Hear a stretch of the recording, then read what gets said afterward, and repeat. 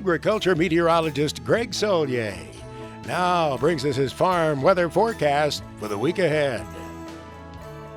Well, the rain has made a return to the Pacific Northwest, it seems. Greg, is that going to continue? Yep, the old atmospheric river into play, and we'll continue on there. And a turn to the south along the cold California current will get some significant moisture with time, even into parts of California, the desert southwest, and a movement to the east-northeast. A pretty active weather pattern, actually, for much of the middle part of the country into Corn Belt locales as well. But here's the next in a string of these weather systems moving ashore. Some nice recharge of late, relatively high snow levels. So no need to worry about any accumulation of significance for now. Meanwhile, one more little piece of lingering cool to cold air and a little rain, snow sprinkle moving across parts of the Dakotas. How about the cold and the snow farther south and east of there last week, and a change of dramatic proportions underway, but back to reality as the days wear on. And the next weather system, two more stacked up out here through the Treasure Valley westward to the Rogue River Basin.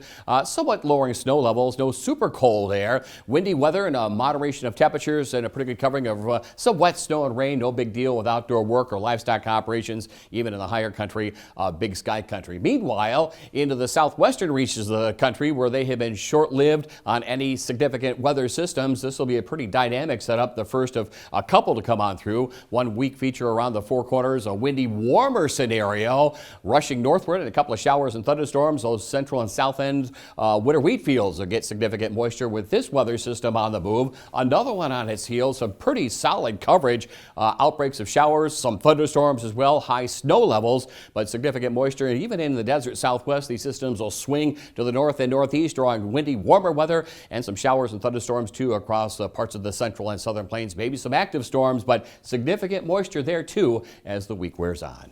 Northern Corn Belt going to be the recipient of some of that moisture, and will it be rain?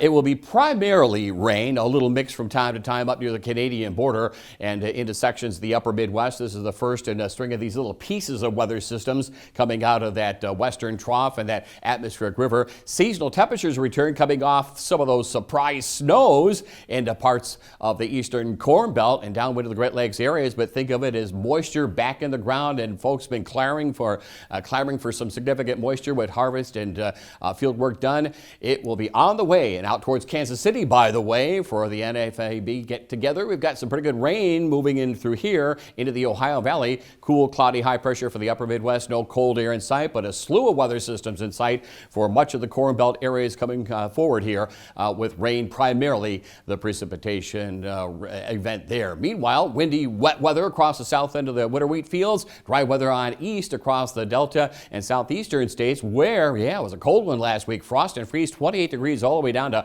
Mobile, Alabama. Warmth back into the Ohio Valley, and with time, the jet stream swings in from the south and southwest. Showers and thunderstorms across the desert southwest, Rio Grande Valley, into much of the southeastern part of the winter wheat belt, and a warm up in temperatures as well.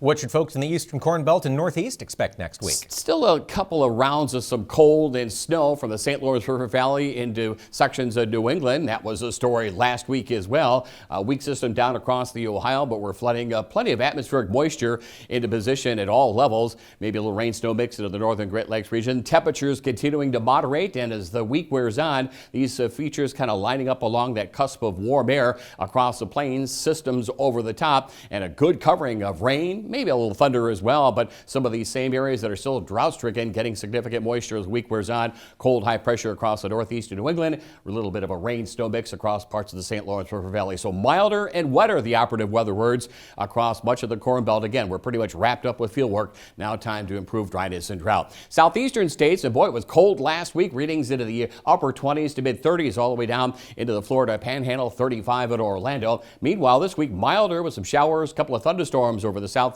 end of the winter wheat belt. Maybe a patch of frost into areas of the Carolinas early in the week, and then later into the week, this boundary across much of the southeastern part of the plains. Gulf moisture working on northward. The jet stream in from the south and southwest, and the all added up effect is an increase in showers and thunderstorms across much of the Delta region, southeastern plains. A couple of showers on the eastern side of Florida with that northeast wind flow. Milder temperatures in store across the Tennessee Valley back into the mid-Atlantic region.